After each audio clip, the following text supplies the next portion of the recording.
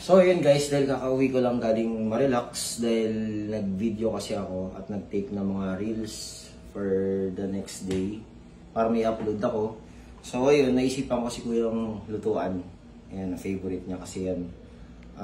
Inas ko kasi siya kung gusto niya ng rice pero dahil masama yung pakiramdam niya, mas preferred niya daw yung egg tsaka yung pancit canton. So ayun guys, dadala natin sa taas si Kuya.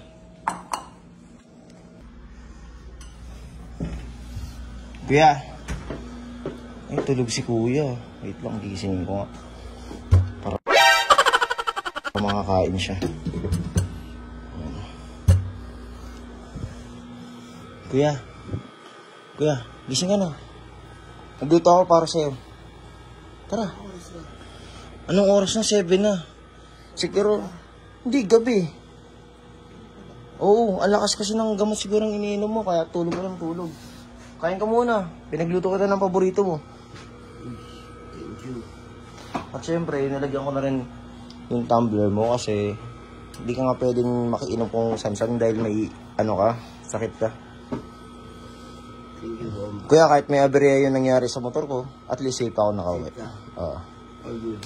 Thank you, Kuya. Welcome. Thank you, Bomba. Sheesh.